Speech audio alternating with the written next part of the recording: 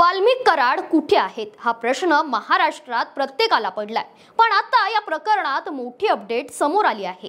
Valmik कराडचा photo social मीडियावर प्रचंड प्रमाणात व्हायरल होतोय। त्यावरच मोठी अपडेट पोलिसांना मिळाल्याचं समोर येतंय। सीआयडीने मस्साजोग गावचे सरपंच संतोष देशमुख यांच्या हत्येप्रकरणी सर्व आरोपींची संपत्ती जप्त करण्यास सुरुवात केली आहे।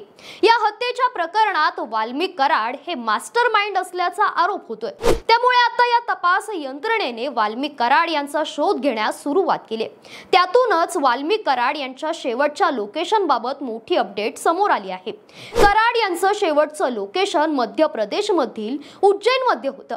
त्यानंतर त्यांचा फोन बंद झाल्याचं समोर आलं। वाल्मिक कराड यांचा फोन 13 डिसेंबर पर्यंत सुरूच होता। त्यानंतर वाल्मिक कराड यांचा फोन बंद झाला। 11 डिसेंबर रोजी वाल्मिक कराड आपल्या सहकाऱ्यांसह मध्य प्रदेश मधील उज्जैन महाकाल ज्योतिर्लिंगाचं दर्शन घेतलं। हे फोटो सोशल मीडियावर शेअर केले गेलेत। या फोटोत पोलीस अंगरक्षक देखील दिसत आहे। त्यानुसार पोलीस पुढील तपास करत असून वाल्मिक कराड मध्य प्रदेशात असण्याची शक्यता व्यक्त केली जात आहे।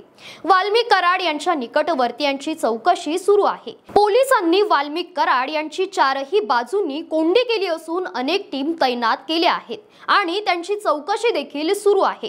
यातूनच आता कराड पोलिसांसमोर शरणागती पत्करणार असल्याचं बोललं जातंय। त्याआधीच वाल्मिक कराडला अटक झाल्याची चर्चा रंगली।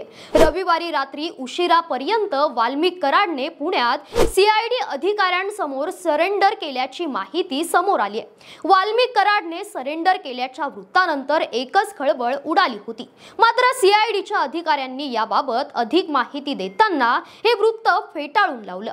वाल्मिक कराडला अटक झाली किंवा त्यांनी सरेंडर केलं अशी कुठलीही कारवाई झाली नसल्याचं पोलिसांकडून स्पष्टपणे सांगितलं गेलं। मस्साजोग प्रकरणात 4 आरोपींना अटक करण्यात आली असून 3 आरोपी फरार आहेत। वाल्मिक कराड हा थेट मस्साजोग प्रकरणात अटक नसला किंवा चर्चेत असला तरी खंडणी प्रकरणात त्याचं नाव असल्याने एकूणच वाल्मिक कराड यांच्यावर टीका केली जाते आणि त्यातूनच पोलीस देखील वाल्मिक कराडचा शोध घेताना पाहायला मिळत आहे।